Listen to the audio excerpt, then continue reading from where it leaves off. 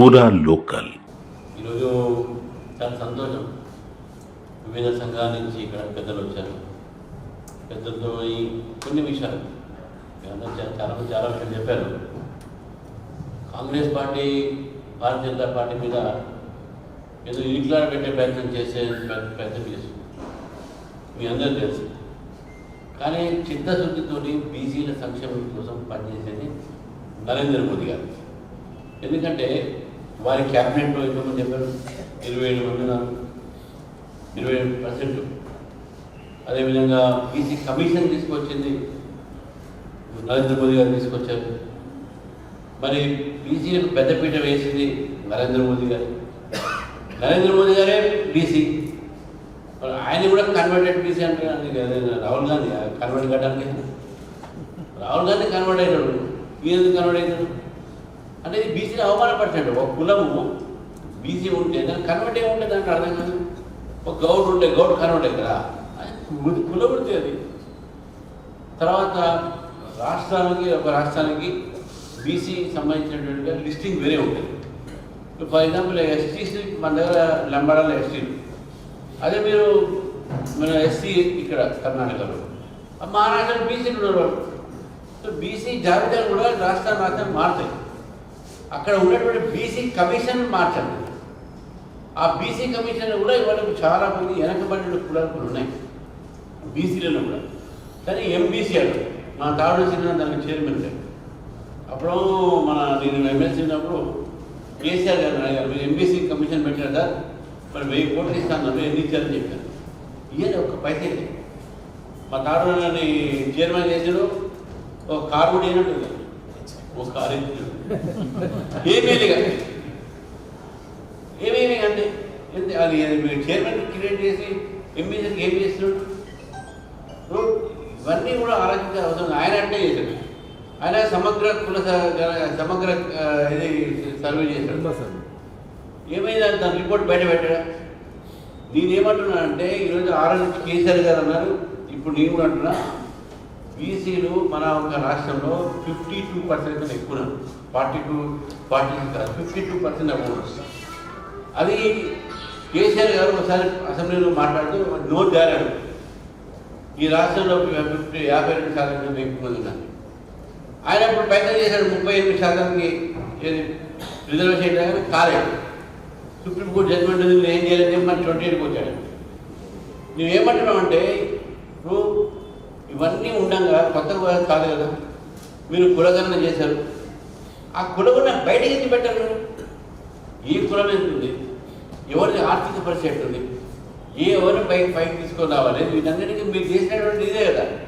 నేను నాగకర్ణలు పోతే వాళ్ళు అంటుండే అక్కడ అసలు కులగణనకు వాళ్ళ మండలాలకే రాలేదండి. ఎవరు ఈ టీచర్లను మనం పెట్టినట్టుంది, అసలు మండలాలకే రాలేదు. మీరు ఎట్లా చేస్తారు ఇవన్నీ కూడా?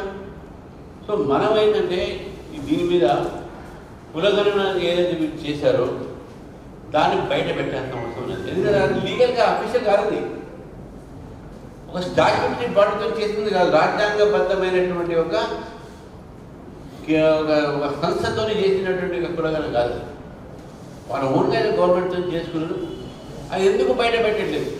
అందుకే నరేంద్ర మోదీ గారి ప్రభుత్వం రేపు జరగబోయేటటువంటి జనాభా గణనలో దాంట్లో కులగణనలు తీసుకొస్తున్నారు. అన్ని కులగణనలు వచ్చిన అసలు బయటపడతాయి, అప్పుడు బయటపడుతుంది. 1931 వరకు బ్రిటిషర్స్ చేశారు. బ్రిటిషర్స్ ఈ దేశంలో అప్పుడు ప్రతి సంవత్సరం 10 ఏళ్లకు ఈ మన జనాభా గణన చేసేది, దానికి సెన్సెస్ అంటాం. మన ఈ కరోనా చేయబట్టి జరగలేదు. లాస్ట్ సెన్సెస్ మన జరిగింది 2011. ఇప్పుడు లేదు, నెక్స్ట్ ఇయర్ ఇప్పుడు నోటిఫికేషన్ వచ్చేసింది. రిజిస్ట్రార్ జనరల్ ఆఫ్ ఇండియా అంటే RTI, వాళ్ళ దగ్గర కరెక్ట్ లెక్కలు ఉంటుంది. అది రాజ్యాంగబద్ధమైనటువంటి ఒక స్టాట్యూటరీ బాడీ. వాళ్ళు చేసే కులగణనే కరెక్ట్ కులగణన. ఆ కులగణన ఈరోజు చేస్తుంది కాబట్టి ఆ కులగణనే కరెక్ట్ ఉంటుంది. అందుకని నరేంద్ర మోదీ గారు సెన్సెస్లో పెడితే దాంట్లో కరెక్ట్ లెక్కలు బయటపడి దాని ప్రకారం సంక్షేమ పథకాలు మనం ఈరోజు తీసుకొస్తాం. దాని ప్రకారం వాళ్ళని ఎవరెవరు వెనకున్నారు, ఎవరికి ముందు అంత్యోదయ స్కీమ్ ఇవన్నీ ఉన్నాయి. విశ్వకర్మ యోజన ఇవన్నీ చాలా బీసీలకు ఎన్ని బుద్ధుల రోజు స్టార్టప్ ఇండియా అన్నీ ఎక్కువ బీసీలే దాంట్లో అనుభవిస్తున్నారు. అందుకనే రియల్గా ఈరోజు ఎవరైనా బీసీ పక్షాన ఉందంటే అది దేశవ్యాప్తంగా కూడా బీజేపీ ఓబీసీ ఉన్నారు.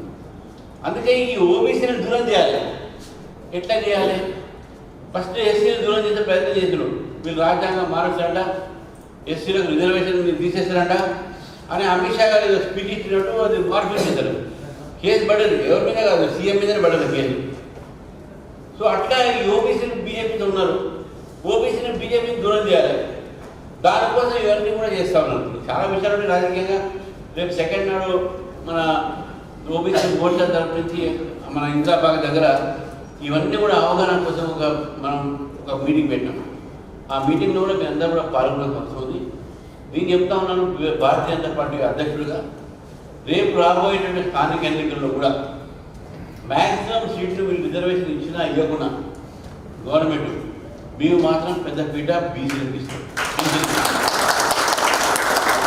42% కాదు, 46 కూడా ఇస్తాం మేము. అందులో 10% ముస్లింలకు ఇవ్వం మేము, ఓన్లీ బీసీలకు ఇస్తాం. ఓన్లీ బీసీలకు చివరికి ఒక మాట చెప్తాం. 50 సీట్లు ఉన్నాయి బీసీలు, జిహెచ్ఎంసీలో 50 సీట్లు బీసీలకు రావాలి కదా. దాంట్లో 35 మంది ముస్లిమ్స్ ఉన్నారు. వాళ్ళు ఎప్పుడు వస్తారంటే ముస్లిం చెట్టు ఆ 35 మంది ముస్లిమ్స్ చేయకపోతే వాళ్ళకు ఈ సీట్లన్నీ కూడా మనమే కదా. ఏ గౌడు, మన యాదవ్, గంగపుత్రులు, మన ప్రపంచాలు అవుతుండే కదా. మరి అదందుకు మనం ఆలోచించట్లేదు. ఇది మనం ఆలోచించాల్సింది. ఇప్పుడు ముస్లిం రిజర్వేషన్ పెట్టారు, అది 4% ప్రజలు వేరే రాజ్యాంగపరమైనటువంటి సవాలు. అది దేనికి పెట్టారు? Education and employment. Article 15(4) and article 16(4) advocate అర్థమైంది.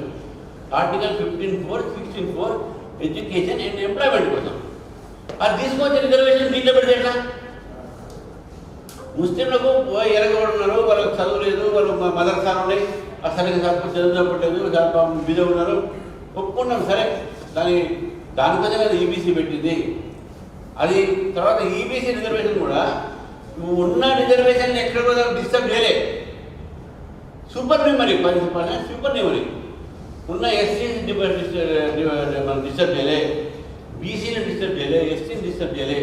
దానికి అదనంగా 10% తీసుకొచ్చి దాంట్లో 10% పెట్టాం. 30 సీట్లు ఉంటే 3 సీట్లు ఎక్స్ట్రా వచ్చి దాంట్లో ముస్లింతో హిందువులు ఉన్న అగ్రకులాలు ఏవో వస్తాయి.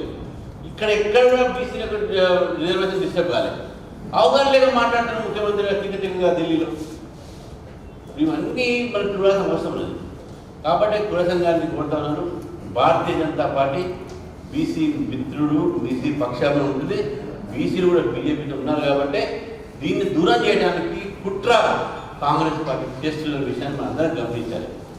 ఎప్పుడు కూడా ఈరోజు దత్తాత్రేయ గారు బండారు బీసీ ప్రెసిడెంట్ చేశారు, గవర్నర్ చేశారు. డాక్టర్ లక్ష్మణ్ గారు రాజ్యసభ మనం ఓబీసీ రాజ్య అధ్యక్షుడు.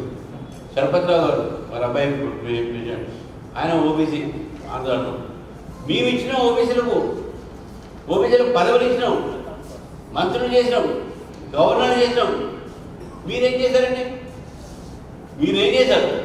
దాని మీద ఎక్కువ మాట్లాడు. ఇంతకుముందు చెప్పాడు, ఎలక్షన్స్ ముందు సొంతగా సీఎం గారే ఆయన ఇచ్చినటువంటి ఒక స్టేట్మెంట్ వీడియో బయట పెడతాం, ఆయన బండారం బయటపడుతుంది. ఆయన ఏమేమి మాట్లాడింది. ఈరోజు ముసలి కళ్ళు కాల్స్తున్నాను, నేను బీసీ పక్షం ఉన్నాను, బీసీ పక్షం ఉన్నాను. ఈరోజు ఓస్కార్ అవార్డు అయ్యారంట 10 గంటలు. ఎవరు? సోనియా గాంధీ. ఆ సోనియా గాంధీకి ఓస్కార్ ఎవరికి ఇస్తారు చెప్పండి? సినిమాలో యాక్టింగ్ చేస్తున్నాడు వాళ్ళకి ఇస్తారు. అంటే వీడు యాక్టరు, మన యాక్టింగ్ చేస్తున్నాడు. అసలు రూల్ అసలు కాదు ఇది. యాక్టింగ్ చేసేటప్పుడు మన ఇష్టమా? ఎందుకు ఇష్టమంటే యాక్టింగ్, ఇది యాక్టింగ్ అయితే యాక్టింగ్ మీది, రియల్ డిఫరెన్స్ కాదు మీది. మీరు బీసీల సంక్షేమం ఓన్లీ యాక్టింగే మీది అని చెప్తాను. కాబట్టి రేపు జరగబోయేటట్టుగా సెకండ్ నాడు ఇందిరాబాగ్ దగ్గర మేము మీటింగ్ పెట్టాం. మన ఆనంద్ గారు ఒక ఆధ్వర్యంలో, దివాకర్ అందరూ ఒక టీం ఉంది, సంజయ్ మనందరూ కూడా అక్కడ రావాలి. ఈరోజు బీసీ ఇచ్చిన లేదా మీరు ఓబీసీకి ఇచ్చారు కదా సెంటర్ ఇక్కడ తెలంగాణ నుంచి. వాళ్ళు ఇట్లా మాట్లాడితే వాళ్ళ క్యాబినెట్లో ఇద్దరే బీసీలు ఉన్నారు. ఇవన్నీ కూడా మనం ఆలోచించి ఈరోజు బీసీల రియల్ ఫ్రెండ్, బీసీల రియల్ సంక్షేమం ఆలోచించేది బీజేపీ మాత్రమే. కాబట్టి మీ అందరి యొక్క సహకారము, మీ ఆశీర్వాదము, మీ యొక్క మార్గదర్శనం కూడా ఉండాలి. సార్ మా బీసీలకి కష్టమంది, మా కులానికి ఇంతమంది విశ్వకర్మ వాళ్ళు వచ్చారు నా దగ్గరికి. సార్ మీరంతా పెద్ద కమ్యూనిటీ మాది మన కార్య వచ్చాడు, మనకు అట్లా అడగాలి, మాకు మార్గం చేయాలి. ఇక్కడ మా సమస్యలు ఇవి ఉన్నాయి, గీతా కార్మిక సమస్యలు ఉన్నాయి, వాళ్ళకున్న హెరాస్మెంట్ ఉంది. ఇప్పుడు విశ్వబ్రాహ్మణులు చెప్తానన్ను వాళ్ళ మీద హెరాస్మెంట్, పోలీస్ హెరాస్మెంట్ ఎక్కువ. స్వర్ణకారులు అమాయకులైన స్వర్ణకారులని తీసుకొచ్చి పోలీసు ఎంత వేధిస్తారో దాని మీద పోలీసులు మాట్లాడారు. ఎవరు మాట్లాడారు? వేధిస్తారు వాళ్ళు. మీరు ఎవరైనా ఉన్నారో స్వర్ణకారు తెలుగున్నా కానీ మనం అడగని చెప్తారు వాళ్ళు ఎంత పోలీసులు వేధిస్తారు కదా. మా ఈ ప్రతి కులం సంబంధించినటువంటి ఒక అవగాహన బీజేపీ నాయకులకు ఉన్నది, వాళ్ళకి లేదు. వాళ్ళు రాజకీయాలు ఆలోచిస్తారు, మేము రాజకీయాలు ఆలోచించాం, మేము వాళ్ళ అభివృద్ధి ఆలోచిస్తాం, వాళ్ళని పైకి ఎట్లా తీసుకురావాలని ఆలోచిస్తాం. కాబట్టి మా ఒక ఆలోచన వేరే, కాంగ్రెస్ పార్టీ ఆలోచన వేరే. మేము నిజంగా కూడా మా సంఘానికి ఆలోచించింది మాకు ఉన్నట్టు మాలో ఉన్నటువంటి ఒక ప్రతి ఒక్క దేశం కోసం పనిచేసే వ్యక్తులు, దేశం కోసం ఆలోచించే వ్యక్తులు. అందుకే ఓబీసీలు చాలామంది ఈరోజు బీజేపీకి ఉన్నారు. కాబట్టి మీరు మాతో కలిసి రావాల్సిందిగా, నడవాల్సిందిగా కోరుతూ రేపు రాబోయేటటువంటి అన్ని ఎన్నికల్లో బీజేపీకి సపోర్ట్ చేసి నెక్స్ట్ బీజేపీ గవర్నమెంట్ తెలంగాణ వచ్చేటువంటి ప్రయత్నంలో మీది పెద్ద పాత్ర ఉంటుంది. మీకు పెద్ద పీఠం కూడా వేస్తామని చెప్పి కూడా చెప్తున్నాను.